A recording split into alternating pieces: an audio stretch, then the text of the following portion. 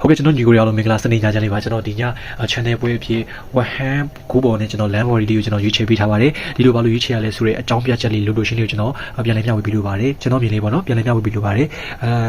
ဝဟန်တို့ပေါ့နော်ကျွန်တော် Premier League 26ပွဲပေါ့နော်ဝဟန်နဲ့ဘုံပေါက်ဒီ Premier League ပြီးခဲ့တဲ့26ပွဲကိုပြီးကိုတီးတက်နေအလုံး100နီးပါးရှိတယ်လုံး80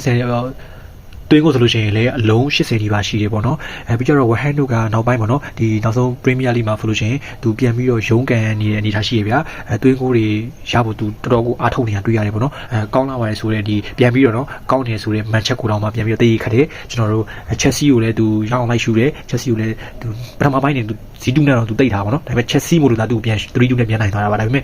တိုက်စစ်ကတော့ဒါမစိုးလို့ပြောမယ်ပေါ့နော်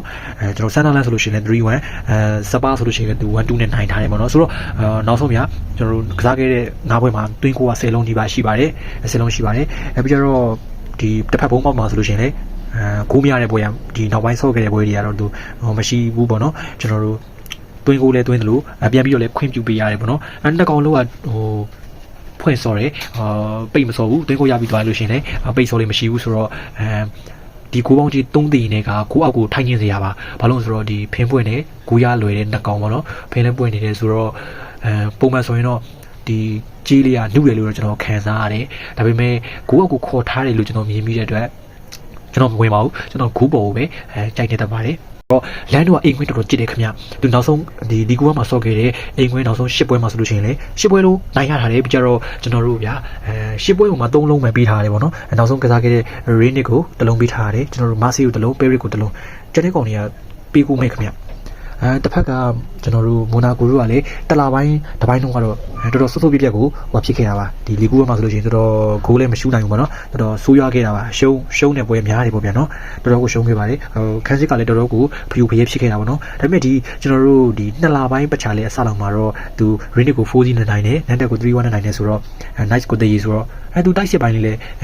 ပြန်ပြီးတော့မဆိုးလာဘူးလို့ပြောရမှာပေါ့နော်ဆိုတော့ဒီနှစ်သင်းကတော့နှစ်သင်းလုံးကတော့ရမက်လိုအပ်ချက်များနေတာတော့လက်ခံပါတယ်မိုနာကိုဆိုလို့ရှိရင်လေ32မှတ်ဆိုတော့သူ34မှတ်ဆိုလို့ရှိရင်ကျွန်တော်တို့ဒီဥရောပဝင်ခွင့်ပါညာအတွက်သူလည်းရုံးခံရတယ်နောက်ပြီးတော့လန်က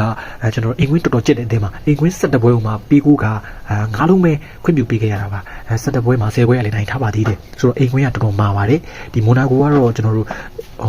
အင်ကွင်းစရိုက်လေးရတော့ပေါ့နော်ပြီးခဲ့တဲ့အင်ကွင်းကျွန်တော်တို့9ပွဲဆက်ပေါ့နော်9ပွဲဆက်မှာသူကခေါင်းပွဲဆက်လည်းနိုင်ပွဲမရဘူးသုံးပွဲရရှုံးထားပြီးတော့သွင်းကိုကလည်းတစ်လုံးပဲသွင်းနိုင်တဲ့ထီအဝေးကုန်းလေးကတော့နည်းနည်းညံ့ပါတယ်